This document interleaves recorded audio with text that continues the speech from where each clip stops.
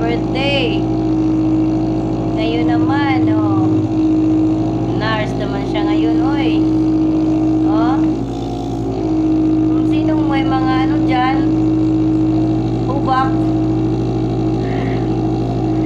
Ha? Please contact me, ha? Oh. Andam nigdagana mo paso. Alam niyo ba yung ano, paso? Para sa hika. Hika, mga guys. Para luluwag ang yung ano, paghinga. Pakita mo yung hose. Oh, di ba? Oh, na ito yung hose namin, mga guys, oh. Ano, nilagyan ko ng plastic kasi pag hindi kasi lulusot ang hangin dito, hindi mapupunta sa bunganga niya. Kaya ayun, nilagyan ko ng oh. Yung nebulizer kasi namin, hinirapan ito sa ano, kapitbahay. Isira. Di, ganito, panay ang hawak. Pag di kasi hinawakan, di wala. Sira kasi. Oh. Ang init na ng hose, mga guys. Ang init. Marami pang ano, gamot na nasa hose. So, dapat ang ubusin Ialog mo. Oh. Dapat alugin. Pag hindi kasi alugin, hindi mauubos. Dapat kasi ubusin, guys. Diba? Sayang kasi pag hindi na uubos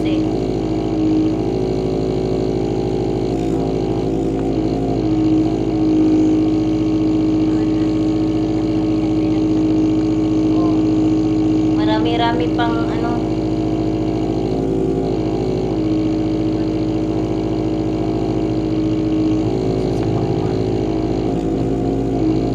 Ang init na ng hose, guys. Ang init na. Para ng ano.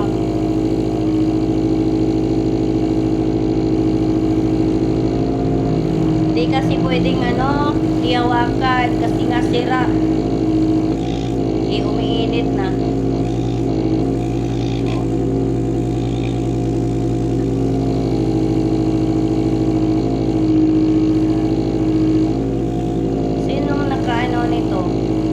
Nakatry gumamit ng nebulizer, yung may maraming ano, bata.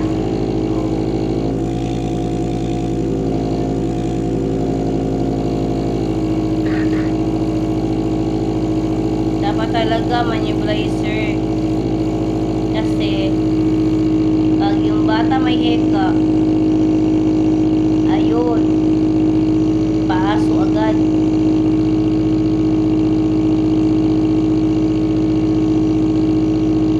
Ang mga bata kasi, guys, hindi makapagsakitan yan kung anong nararamdaman nila. Kaya nebulizer na talaga agad pag may hika. Magpa-check up.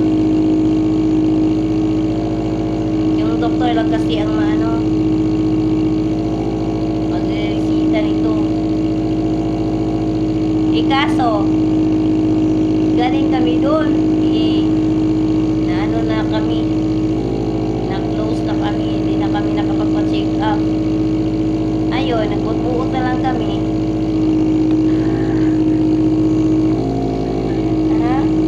Nagbubuot na lang kami